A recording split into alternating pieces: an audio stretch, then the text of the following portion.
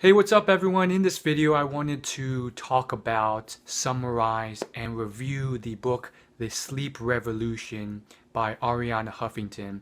Now, I've written articles about this book and I've done videos on this book, but this one is the meat of the actual book.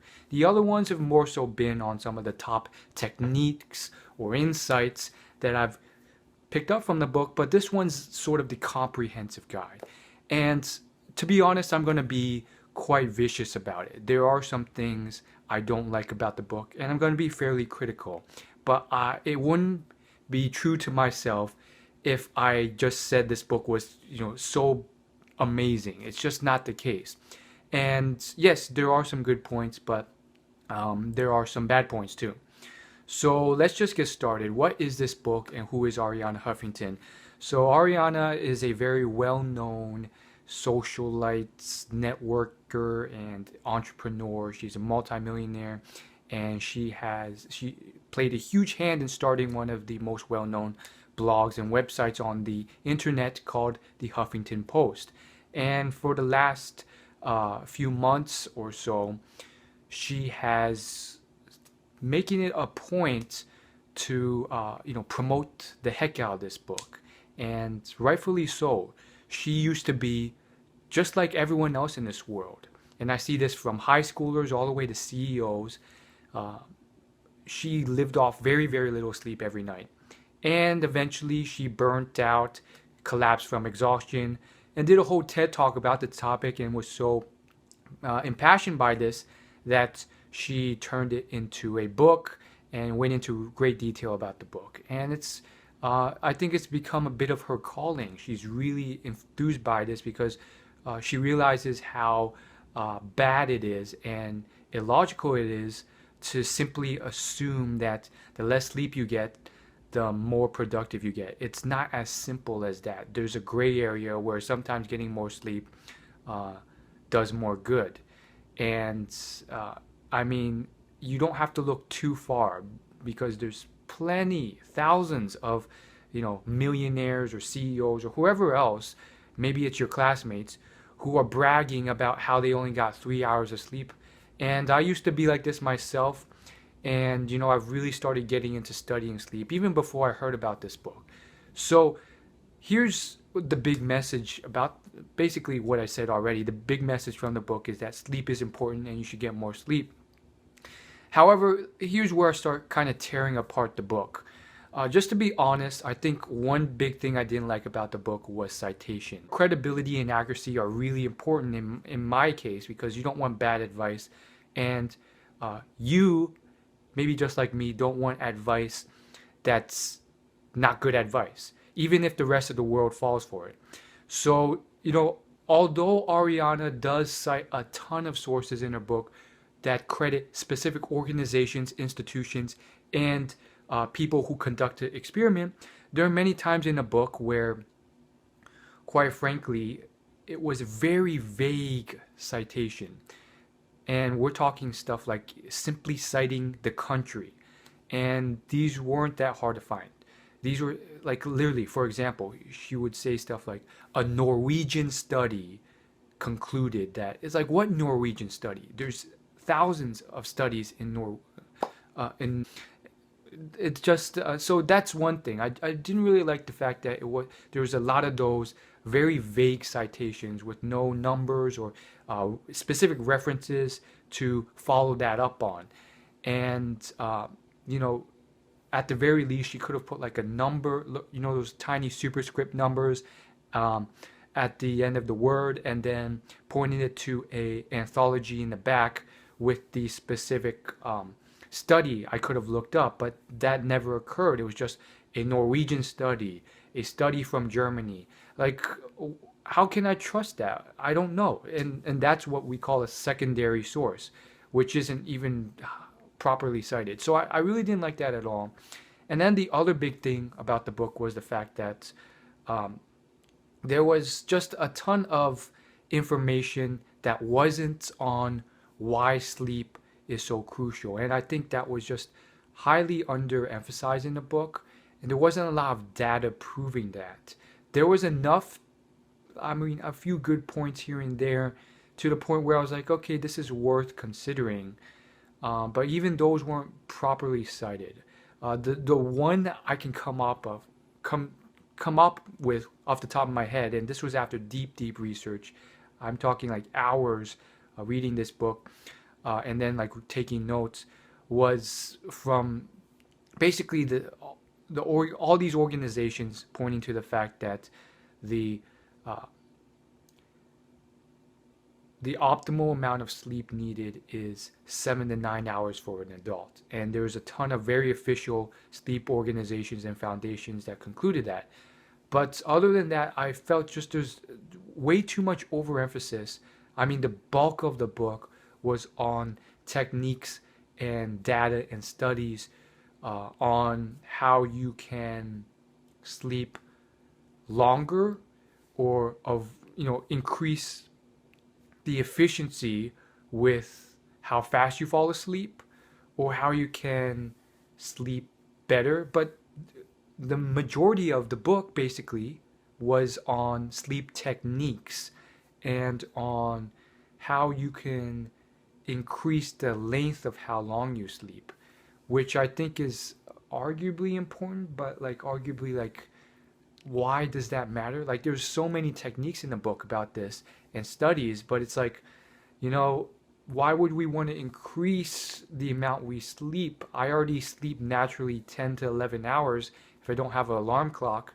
Why would I want to, eat these, cherries and then do this technique and then meditate and then use these apps and then sleep at this time to lengthen that to 12 to 13 hours? I need that time to work, and I feel rejuvenated already.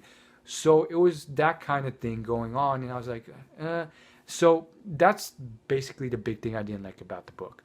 I wish there was much more evidence and advice and data that was specifically cited on why we need more sleep. And if that was brought up in the book, it wasn't cited well, or it was based off anecdotal stories. And, the few times where she did get to that point where it was like, yes, sleeping better does help you. And I'm like, finally, some proof. And sleeping more does help. And then she gives like a anecdotal story, which is good, but at the same time, not as good as I wanted.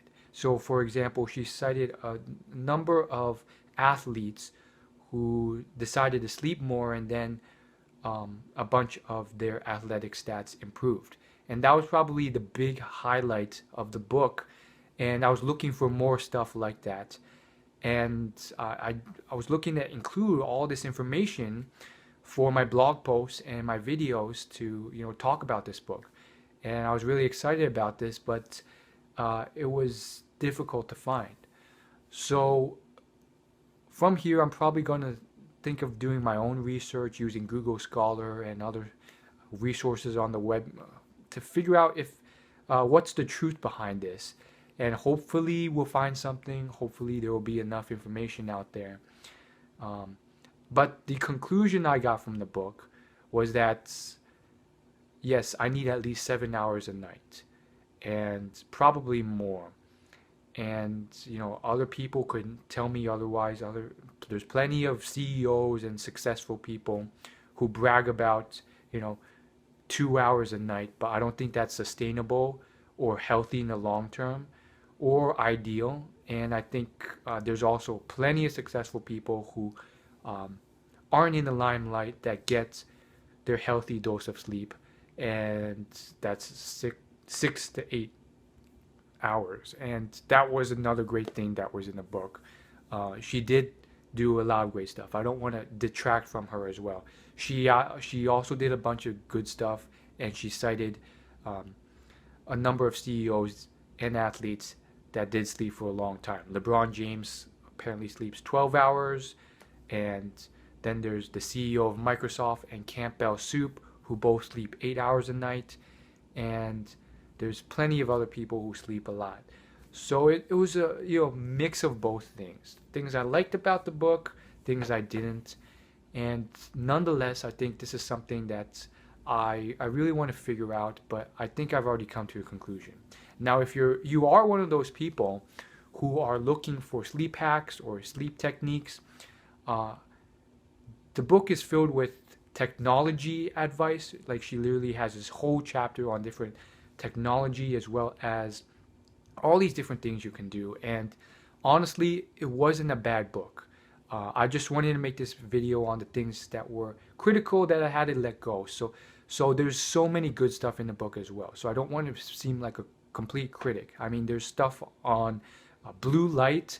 There's stuff on, um, you know, technology, caffeine use, high fat, and those things were good. Now I know to be aware of whether I'm drinking caffeine, whether I'm, using too much electronics and using too much blue light close to my sleep time, which will affect how fast I go to sleep. And those little hacks can really put back time in my day. Did you know that if you use like a computer or like a e-reader or anything that emits blue light, pretty much any technology, before you go to sleep, that's gonna like almost double the amount of time it takes you to get to sleep? Just by not doing that, you save like 15 to 30 minutes every day. So keep that in mind. I think that's incredible. And, at the same time, it also reminds me of the fact that there were some like scattered stuff in the book that just was like kind of random. Like, just like all randomly, there's like arbitrary stuff in the book, like, yeah, you should do this small thing and it might help you a little bit. Like, there's this one passage about like, cherry juice, and it will help you sleep better. And then all of a sudden it jumps to this other random thing that will kind of help, like avoid ice cream. And it's like, okay, kind of random, but there you go. And then a whole passage on that. So there's a lot of these, what I like to call minutia, or like small things that have a very small impact. And it's not like the time it will take to invest in like perfecting that, or like adding cherry juice into your diet just to like, increase your sleep length for 10 minutes. It's not worth the time invested. You're spending more time investing than getting out. So there's a lot of stuff like that. And the last big thing is just like a few chapters in the book would, I would say, take with a bit of a grain of salt, because again, the time invested may not be worth the money and time put in terms of the results gotten. For example, there's this huge chapter on technology and apps and all sorts of like really expensive things that you can get to sleep better. And I really think, because I've researched all these things myself, not all of them, but some of them, some of these like sleep timer apps and stuff, so that you sleep at, like, it monitors your circadian rhythm and then it wakes you at the optimal cycle. From what I've seen, most of it has a very marginal impact. And I mean, it's not worth, like, a lot of these things literally cost $500 to $5,000. And really, do you really think getting like this like premium blanket, or this like really expensive like surround sound instrumental sleep music machine is really going to help you that much? So just take all that stuff with a grain of salt, and just realize you don't need it. You can consider it, but is it really worth the impact? Oftentimes it's not worth the time. And I think same thing holds true for a lot of these productivity apps and productivity tools or devices that you can get as well. So be a little bit cautious about that. Other than that, I think it's a great book. I definitely think it's still worth to read despite my scathing review. And despite all my negative criticism, there's a lot of great points in the book as well, which, the highlights, of course, have been summarized in my YouTube videos and articles on my blog talking about this topic.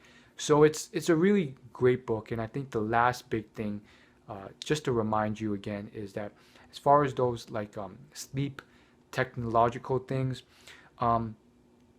forget about that for the time being. The pillar things that you need to know is 7 to 9 hours a night is optimal.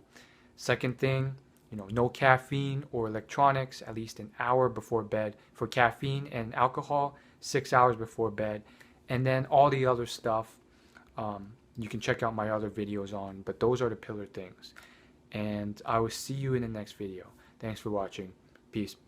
And oh yeah, of course, if you want to buy the book or check it out, I'll leave a link right below this video.